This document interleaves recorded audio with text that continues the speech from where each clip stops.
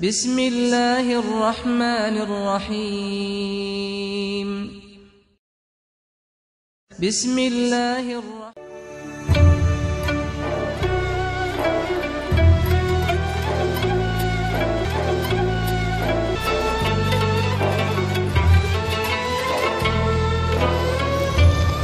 اعوذ باللہ من الشیطان الرجیم بسم اللہ الرحمن الرحیم الحمدللہ رب العالمین الحمدللہ الذی جعلنا من المتمسکین بولایت محمد وآل محمد۔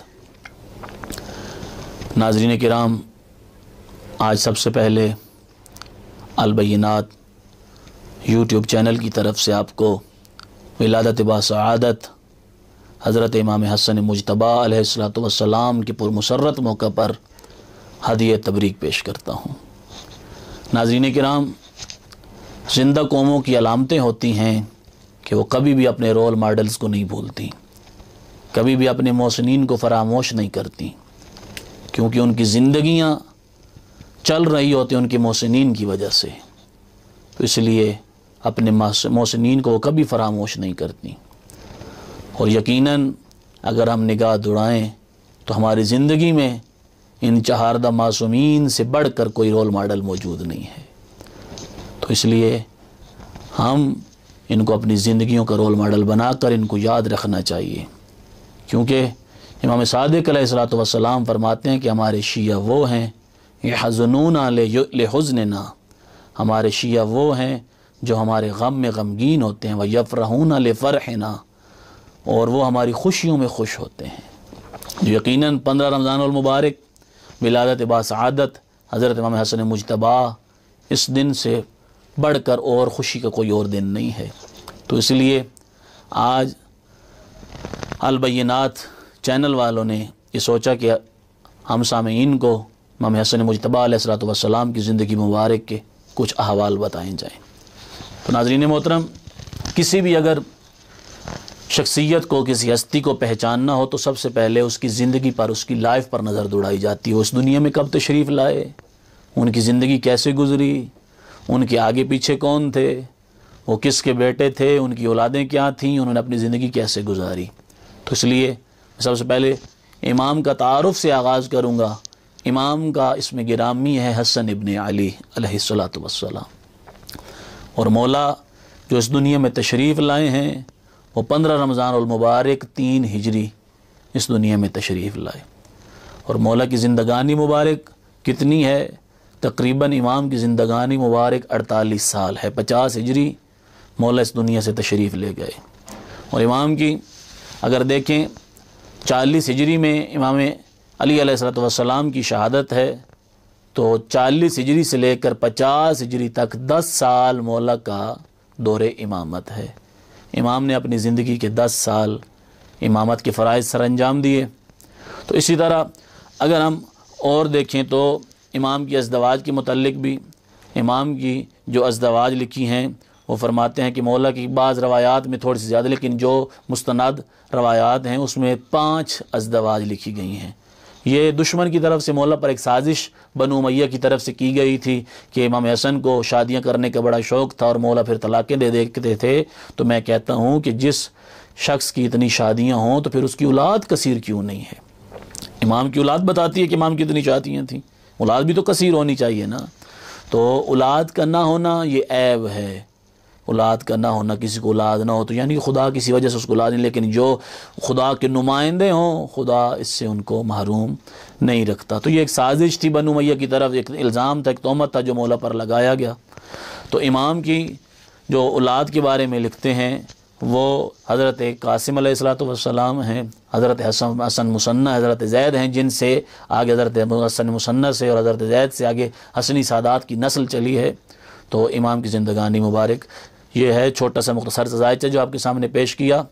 اور اگر اسی طرح ہم امام کو اگر قرآن میں امام کی تعریف دیکھیں، امام کے فضیلت دیکھیں تو قرآن میں امام کی فضیلت ثابت ہے، جس طرح آیت مودت میں خود امام کیا شامل نہیں ہیں، کیونکہ کہتے ہیں کہ یہ آیت مودت جو ہے رسول خدا نے اپنے اہل بیت، اپنے عزیز و اقارب سے مودت کا حکم دیا، وہ اہل بیت تھے، تو اہل بیت میں حضرت حسن مجتبیٰ شامل ہوتے ہیں، یعنی کہ آیت مودت بھی امام کی شان میں اسی طرح آیت مباہلہ کی مصداق ہیں، جو 5 ہستیاں نجران میں عیسائیوں کے ساتھ مباہلہ کرنے کے لیے تشریف لے گئے، ان میں امام حسن مجتبیٰ بھی شامل تھے۔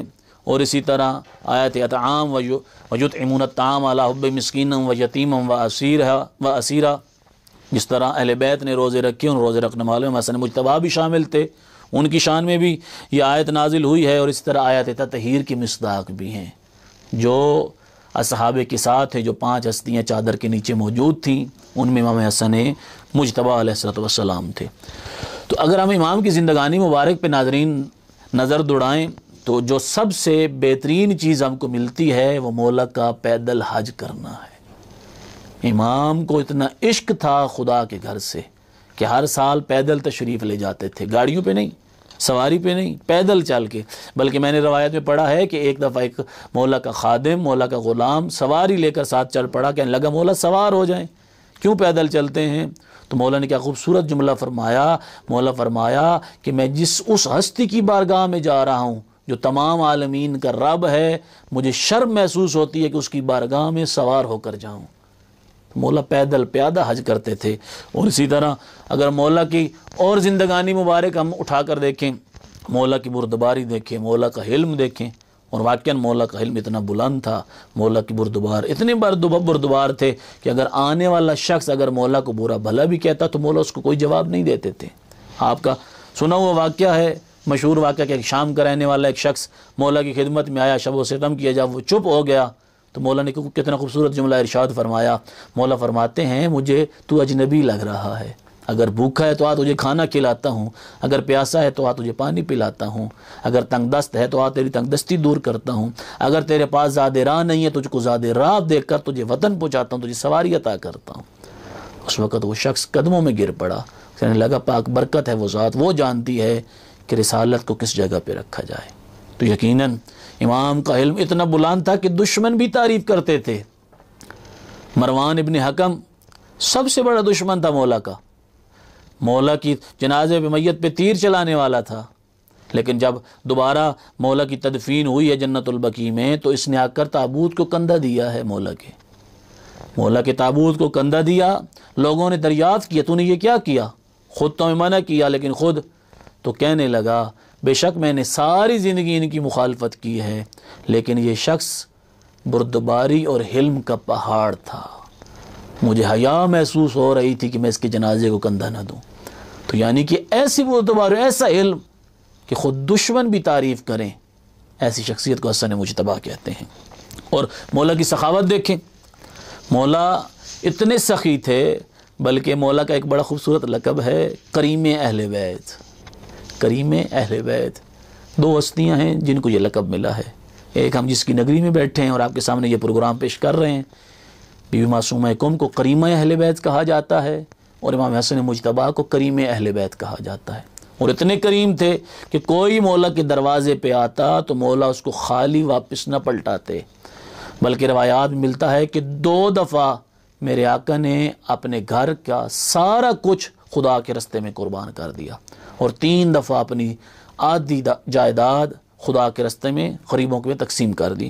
اور اس طرح مولا کا اگر دیکھیں، سخاوت دیکھیں، مولا کا چال چلن دیکھیں، مولا کا دوسروں کے ساتھ رویہ دیکھیں تو بہت پیارا ہے۔ ہمارے یہاں نا تھوڑا سا ہوتا ہے کہ ہم اگر تھوڑے سے بڑے عہدے پہ پہنچ جائیں تو پھر اپنے آپ کو بڑا محسوس کرتے ہیں، کسی کو سلام دینا ہم گوارا نہیں کرتے۔ امام حسن مجتبیٰ اپنی سواری پہ بیٹھ کر ایک دفعہ مدینہ کی گلی سے گزر رہے تھے تو چند فقیر بیٹھ کر کھانا کھا رہے تھے۔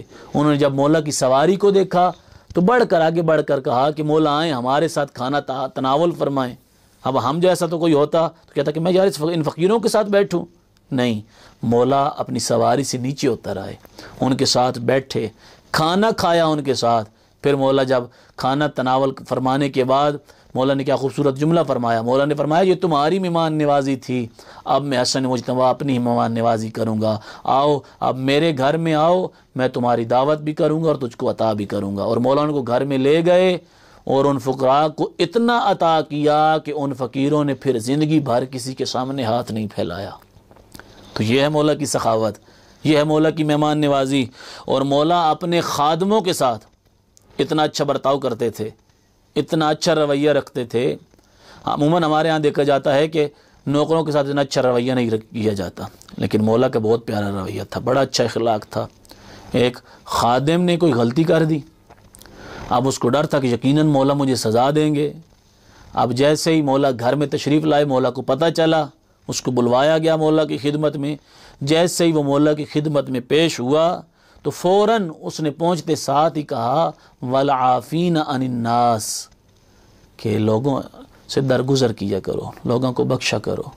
تو اس وقت جب مولا نے اس سے یہ جملہ قرآن کی آیت سنی، مولا کو اس پہ رحم آیا۔ مولا نے فرمایا جا میں نے تجھے معاف کر دیا، میں نے تجھے معاف کر دیا۔ نہیں کہا کہ تو نے یہ کیوں کیا، یہ کیسے کیا، کیوں غلطی کی، نہیں، اس کا قرآن کی یہ آیت پڑھنا، مولا نے فوراً اس کو معاف کر دیا۔ پھر اس نے کہا واللہ یحب المحسنین، خدا محسنین پہ کو پسند کرتا ہے۔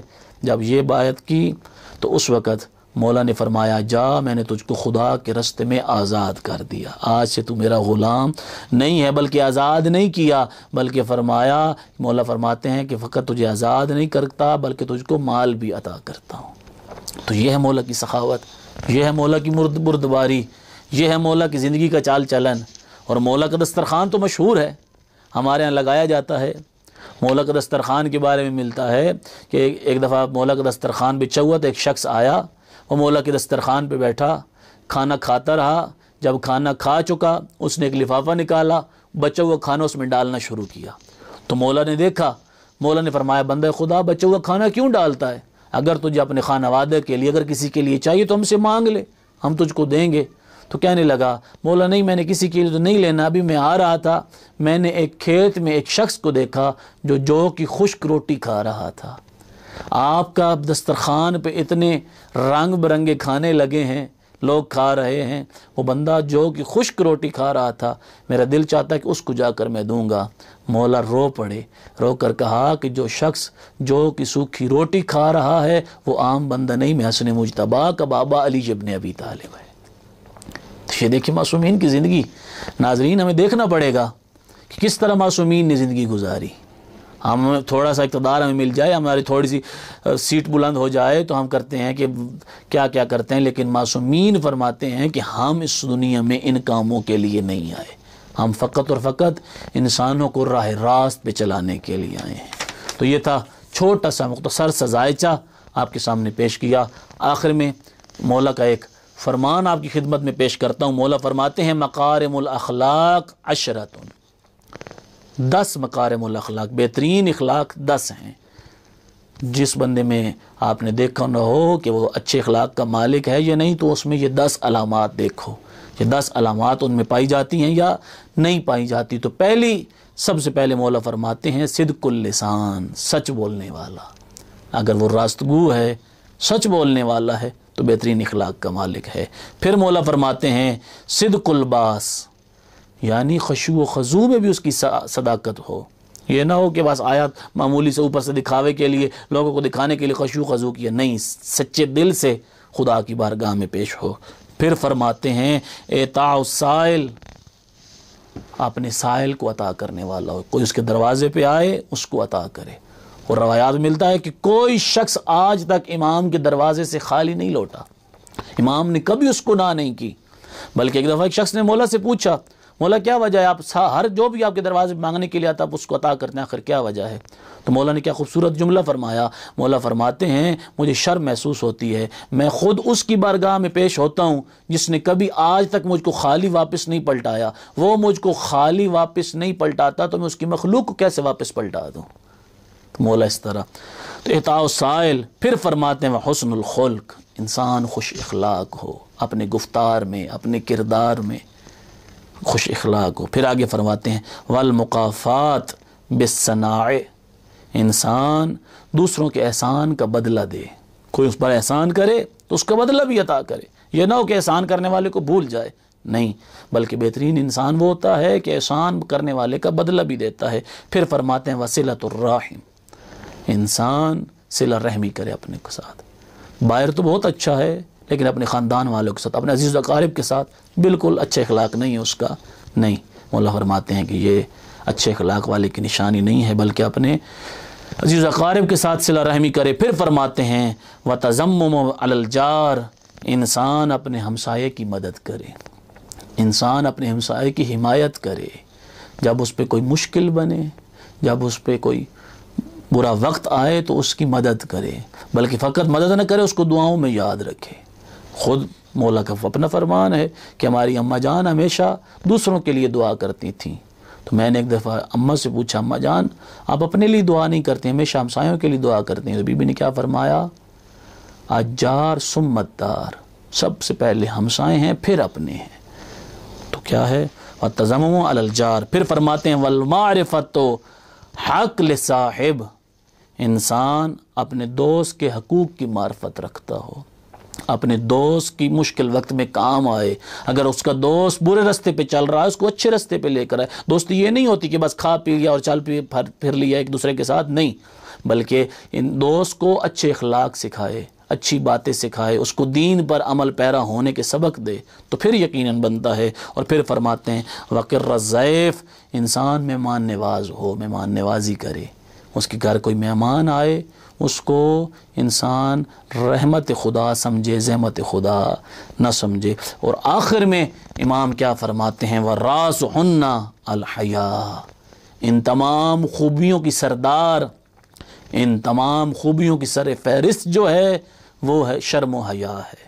جس بندے میں شرم و حیا پائی جائے گی وہ باقی خوبیوں کا مالک ہوگا، جس میں شرم و حیا نہیں ہے باقی کوئی چیزیں اس میں نہیں ہے۔ تو آخر مالک کائنات سے دعا ہے کہ مالک کائنات 10 نہ صحیح امام کی ولادت کے دن کم از کم کوئی ایک خوبی ہمیں اپنے اندر ڈالنے کی توفیق عطا فرمائے۔ مالک کائنات سے دعا ہے کہ مالک کائنات ایسی ہزاروں خوشیاں ہم کو نصیب فرمائے اور ہم کو ان کی معرفت حاصل کرنے کی توفیق عطا فرمائے، تاکہ ہم اپنی زندگیاں ان کی سیرت کے مطابق ڈال سکیں۔